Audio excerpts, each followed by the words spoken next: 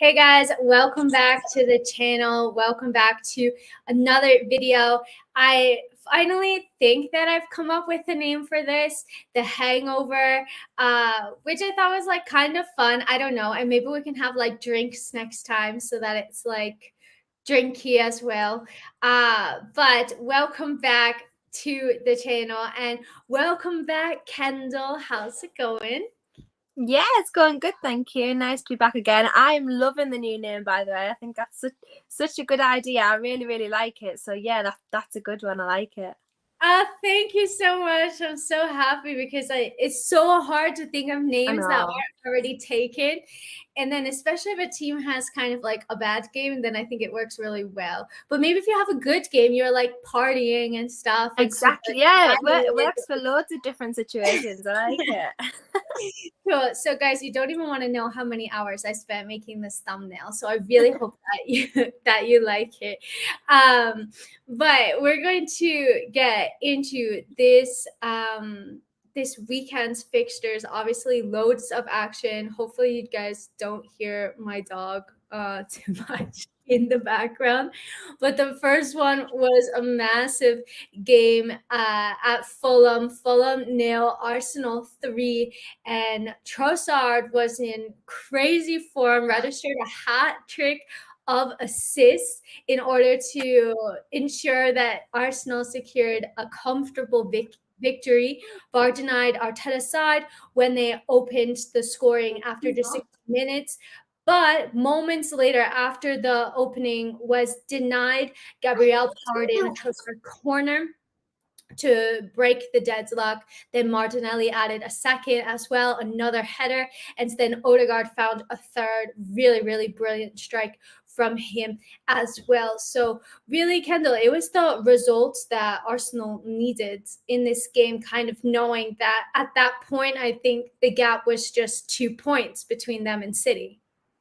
Yeah, absolutely. They just need to keep doing what they're doing. They're playing really well at the moment. I mean, Fulham have had a great season as well, and they're doing really well. To be honest, I think a lot of people had them as going to be pretty much near the bottom this season, and they've really shocked everyone. So, especially to be at home and get beat off Arsenal 3-0 at home, it's kind of like it shows you just how good Arsenal are. The goals are coming from across the squad as well.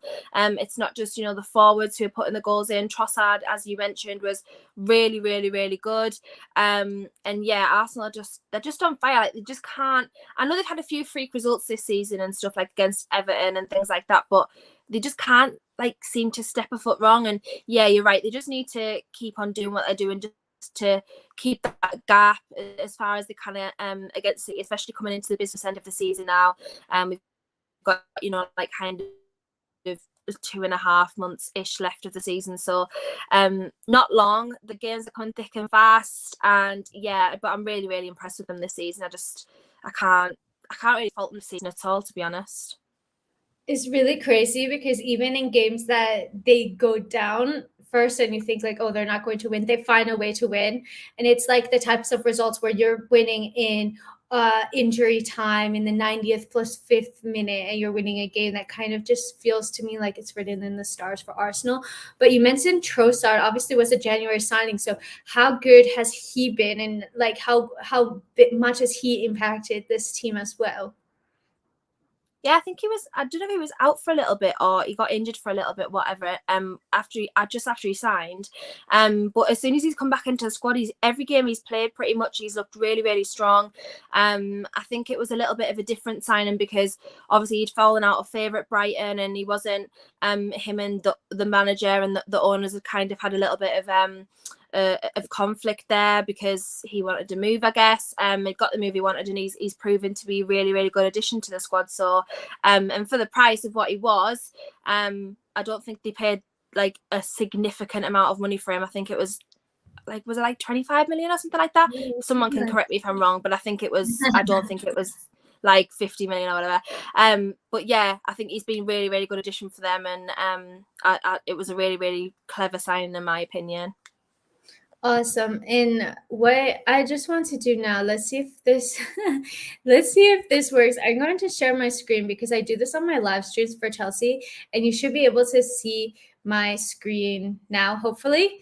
So I always just love looking kind of at, player ratings, taking it with a pinch of salt, of course, but just looking at the positions that each player occupied, and just looking at stats here. I was quite surprised that the possession was, kind of close to 50-50, 45 Fulham, 55% Arsenal. And the fact that Fulham had 12 shots, but only 2 on target, whereas Arsenal had 15 shots and 7 on target. So I think, had Fulham been a little bit more clinical in how they were shooting, maybe this could have been slightly different. And like you said, they're a really good side. I know that Chelsea struggled to create when we played them. Also, Arsenal 3 big chances missed. So really, you look at the possession, but I feel like this is showing something else, that even though they scored 3 goals, they could have had double that, which is insane. And just taking a look at the table, Arsenal still 5 wins in their last 5 games, and Fulham kind of entering a bit of interesting form. I'm not going to complain about it as a Chelsea fan, because we need to finish above them. We need to try for teams around us to drop points a little bit, but 2 wins, 1 draw, 2 losses, so winless in their last 3 games as well, which I thought was really interesting. So moving on to your Newcastle, finally got a win, back to winning ways in the Premier League. A 5-game winless run, if I'm not mistaken. So finally broke that, took the lead, and then I think conceded, and then Almiron, who we haven't seen on the score sheet so long, got one back. And he was a long stay in my fantasy team, and now he's not in it anymore. But why? I think that there's been a couple of reasons why maybe Newcastle haven't been winning, either just like the pure amount of games, and that you're outperforming a little bit at the beginning of the season, having Guimaraes out for a stint, and then having Pope out for a stint as well. But what do you think was the difference to like make sure that you got back to winning ways in this game? It was honestly, we just needed to change the squad up a little bit. That the starting 11 that we've had every single week, like literally since the start of the season, has just been they just got burned out. They just got tired. Like there was just injuries, and everyone wasn't up to scratch. You cannot. It's very unlikely that you can perform at 100% across the whole season. You're going to have a drop off, and unfortunately, the World Cup came at a really bad time for us, because at that time our momentum was really, really good. We were second, third in the table at times, and it knocked us off completely. Callum Wilson's not been the same since the World Cup, and he was our goal scorer. Again, Almiron, he's not been at the level that he was at the start of the season either. Like I think he's only scored 2 in the last, I don't know what, 6 or 7 games, whereas he was scoring every game before that. So yeah, it was just a little bit of a drop off. And we switched the squad up yesterday, started Isak over Wilson. Willett came back into the squad yesterday. Maximin started. Almiron was actually dropped. He came on second half as a substitute. So yeah, we just needed to switch it up. We did, and it worked. Obviously, I know everyone was talking about the possible Nick Pope red card yesterday. If I would not be surprised if that was given, and if it was given, I wouldn't have complained. But it just so happened that we were actually on the receiving end of a decent VAR decision, I guess. I don't even know if it went to VAR, but they obviously said there wasn't enough to overturn it if they did. So normally we're on the bad end of that, so I'm gonna take it. I'm taking it if we're on the positive end this time. But yeah, yesterday was first half was brilliant. We should have killed off the game far earlier than we did. It should not have been 1-0 going into half time. It should have at least been 3. To be honest, we hit the bar. Like there was just things that weren't happening for us yesterday as usual. But yeah, really happy to finally get the 3 points, because it as I said earlier, it is now coming towards the serious end of the season. And the results for us this weekend went our way as well, obviously with Fulham losing and Liverpool losing. So everything went our way kind of in top 6, if you will. So yeah, it was nice to actually finally get the 3 points. Definitely. And just taking a look, kind of, hopefully you can see my screen. Yeah, I can see it, so I think everyone should be able to. Amazing. Like, this is so surprising to me. Like, this is why I don't pay so much attention to ratings. Like, Trippier 6.4, but he got an assist. I don't know. Is there something that I'm missing there about Kieran Trippier's performance? He wasn't great yesterday, Andy. It was his fault that they scored. But I wouldn't say it's his fault. It was just one of them freak accidents. Like, he slipped in the box and like got dispossessed, and then they just kicked it into an open net. So it was kind of like it wasn't like a mistake that he made. It was just a complete accident. But maybe that's why he wasn't. To be fair to Trippier, you know that I love him. Everyone knows that Trippier is one of my favourite players, but he hasn't actually been probably at the quality that he has been for us for the most part the last few weeks. But again, I don't think anyone has been. Obviously the final was on everyone's minds, and we've kind of gone past that now, so we can just focus on the league. We don't have any midweek games, we don't have FA Cup, anything like that. So yeah, hoping now that this can just kind of, we've got a favourable run, if you will. I do say that very lightly, because as we've seen with Liverpool and things like that, and even yourselves, nothing in this league is guaranteed at all. So yeah, we've kind of got a few okay games coming up now. Nottingham Forest on Friday, so yeah, we should hopefully get back to winning ways, but that leaves a lot to be desired in the Premier League, I think, this season. Yeah, and just taking a look here, Newcastle currently in 5th place, and like we mentioned, first win in 5 games, so big win for them. But you have 2 games in hand over Tottenham. So you could easily, if you win those 2, go right back into the top 4. And Liverpool as well, kind of, they've been having not the best season, but they're still in 6th. Like, maybe it's Liverpool standards, but they're kind of like knocking on the top 4 as well. And I'm just looking here at the stats. This is like one of the highest that I've seen. I feel 19 shots, 8 on target, 8 block shots, 3 big chances, 2 big chances missed. So it kind of lends itself into what you were saying, that Newcastle had all of the ability to kill the game off, and then just didn't. I want to move over. I just see somebody say top title. Thank you. Appreciate that. I want to talk about Chelsea, because finally, like, I feel like there's every time that we've done a stream, Chelsea has just been, I've just been like, oh, Chelsea aren't playing well, and we lost again, or we didn't get a win, and blah, blah, blah. But we finally have like a good game that we can analyze, where Chelsea did get a win, and I'm super excited about it. And to beat Leicester, the first time that we scored 3 goals in like 5 or 6 months, something like this. It was insane. But do you think that now, with 3 wins in a row versus Leeds, versus Dortmund, now versus Leicester, that Chelsea have kind of turned a bit of a corner? Yeah, it was just going to take a little bit of time. The squad changed significantly.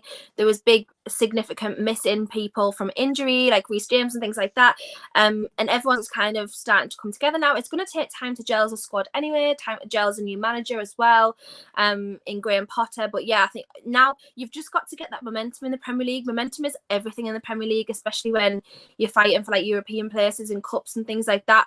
And now you're on a win and run at a crucial point of the season now.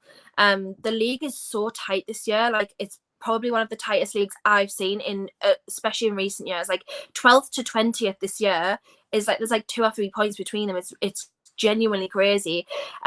So yeah, I just think now you've pulled it together with a few wins, and if you can carry that on, then it's the most important time to pull them wins together, really. Yeah, it's like truly been a crazy season. I'm just going to share my screen so that you guys can also take a look at the Premier League table. Because Chelsea finally 2 wins in a row, and just looking at this, like the thing that bugs me is that we with the injuries, like I feel that Ben Chilwell has completely transformed this side, and you know how much I appreciate him and rate him because I literally say like, oh, Ben Chilwell's not in the side. He's like integral to how Chelsea play, and I think that it's no surprise that he's gotten back fit. We've kind of changed to a formation that favors him a lot, allowing him to get forward because he's threatened so much from set pieces, from corners, from free kicks as well. He has a crazy volley technique on him too. But I just see this and I'm like, oh God, we could have, taken a bit more advantage. But if we win one game, we can go above Fulham. So kind of start, you know, crawling up the table a bit. And like you said, momentum is everything. So having three big wins, especially the Dortmund game, I think that that was really massive as well. Um, can lend itself to hopefully Chelsea being able to go on a bit of a run and leap up the table a little bit. And like you said, like I don't think I can't remember a season like this where 12th to 20th is just 5 points Yeah. between 20th and 12th. That's insane. Like truly, any game could be make or break at this point. What do you think? Yeah, honestly, I think it'll go down to the last game of the season. Normally, we're kind of last year was a little bit different because it did go down to the last game of the season for Burnley and Leeds. But I think honestly, the whole across the whole league, I think it will be everything was going to be decided over the last 2-3 games this year because I don't know. People probably have different views. People probably think it's either the best the league's ever been because it's so close, or the worst because everyone's not at the par that they should be, and that's why teams 12th and below are so close to each other. But it depends on how you look at it. But I honestly think it's probably some of the best football we've seen in the league this year. From teams that you wouldn't expect, like for example, like Brighton, like Fulham, even ourselves, I guess, who no one expected us to be there as well. So yeah, it's going to be very, very interesting to see what happens. And as I say, this is now the most important time of the season, so we'll see who can stand up to the test, I think. Yeah, I honestly couldn't tell you. Like, guys, let us know in the chat, like, who you think is going to get relegated because this is insane, especially teams like a West Ham, Leicester, Everton, at Crystal Palace. Like, you really don't expect them for the amount of time that they've been in the Premier League to be facing a relegation battle. And I just look at Leicester, like winless in 4 out of their last 5. Leeds, I think, have been a bit unlucky as well because they've played well, but just like haven't been able to get results from games. And I don't know, like I couldn't tell you which way this is going to go. Crystal Palace not winless in 5 either. So for me, it's super interesting as long as my team isn't one of the ones that are battling relegation. um, but I'm just taking a look at the chat here. Um, Evening, Everton fan, massive win, 3 points out of bottom 3. Chelsea next, under the light. Oh, that's super interesting because I kind of like haven't paid attention to Chelsea's next fixtures, but true, Chelsea versus Everton, that is a massive game. And for some reason, like we always struggle to play Everton, so I wouldn't be surprised if you guys get something. But I do think that Chelsea are in better form. I would expect us to win this game. But anything can happen. I think that's the thing. Like Southampton beat us, Leeds, we really struggle to break down as well. Fulham, you name it. So honestly, anything could happen. Asad says Southampton, Bournemouth, Forest, or Leeds. Is there any team that's battling relegation, Kendall, that you're like, oh, I really don't want this team to get relegated? Do you know what? Honestly, I'll be happy if Bournemouth and Southampton go down. And this is not anything to do with the teams at all, right? It's because geographically, they are the two furthest away teams for Newcastle fans. So like Southampton and Bournemouth are both like at least 7-hour trips, like so 14-hour trips, 12, 14-hour trips there and back. So if they go down, then great. I don't have to worry about that, because like Burnley look like they're gonna come back up. Burnley's not that far; it's like 2 hours from me. But I would be sad if like Leicester went down, for example, because I think what Leicester have done over the past few years has been really, really, really good. And obviously, you know, like the little fairy tale story that they had, oh God, 6-7 years ago now, good long time ago now. How is it so long ago? I know, it honestly feels like yesterday. But yeah, I wouldn't mind. I don't actually mind who goes down this season, to be honest. I'm just looking at the table now. Yeah, I don't mind who goes down. As I say, Southampton and Bournemouth will work out fine for me. And as everyone knows, I am not Everton's biggest fan. So Yeah, if they want to go down, they can go down. But yeah, if West Ham go down, then they probably got like the best. West Ham and Leicester probably got the best selection of players to choose from if like you want to get like players that have been relegated, if that makes sense. So yeah, it's really weird for me looking down, because normally I know what's going on down there because we're there. Yeah. Not involved. So because we're not anymore, it's really weird looking at the bottom of the table now, because I actually genuinely like don't know what's going on week to week in the relegation battle anymore. So yeah, it's going to be interesting. Yeah, for sure. For me, my dog has just come to say hello. Hi, Archie. For me, like, this is controversial as a Chelsea fan, but like Leeds have so many American players, and they're just so good, and I rate them so highly. So I would be gutted if they went down, because I really love seeing so much like representation for the U.S. men's national team in the Premier League. And I met Weston McKennie, and he was so nice as well. Even though Leeds lost, like he was just still really, really nice. Yeah, it's like, I would expect them to be like, no, don't talk to me, whatever. Yeah. But they like always take time for fans and stuff, and I think that they're like such leaders. So I'd be quite sad to see them go down. Yeah. I would honestly, when I look at Leeds' team as well, like their team isn't bad. Like they've got some really, really good players in there, and I'll be really shocked if they went down. But again, really similar to West Ham, Leicester, they've got decent teams. They're just not. I just don't know what's going on this season, and they're not getting results at all. But yeah, Leeds have got some really, really good US representatives anyway there. So yeah, I hope Leeds don't go down. It's my closest away day, so really don't want them to go down. But yeah, I'll be surprised if they do. I think we'll see a shock. We'll see a big shock of a name going down this season, definitely.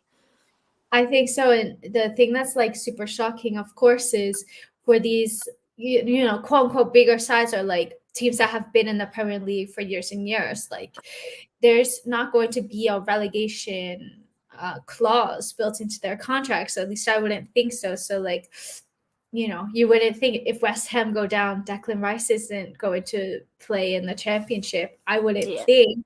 So maybe he's available for like, a fraction of the price West Ham were looking to get him at. But it's so shocking to me, like you said, because you just have so many good players and good teams, and you think, what's actually going on this season? Wow. It's so crazy.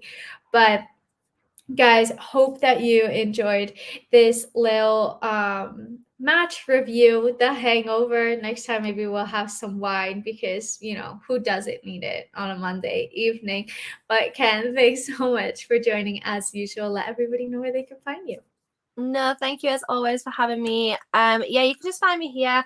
It's just Kendall Rowan on all my socials: YouTube, Instagram, Twitter, TikTok. Anything you find me, I will be there. So yeah, you'll find me. If you want to find me, you will. Amazing. So guys, hope that you enjoyed this video. Plenty of content coming this week as well. Very excited for a Champions League draw to see who we get in the next round. But if you liked it, make sure to sub to the channel, follow Kendall, follow my socials. You have them up here. And hope that you guys have a great rest of your day, evening, whatever time you're watching this. And until next time, we're out. Bye.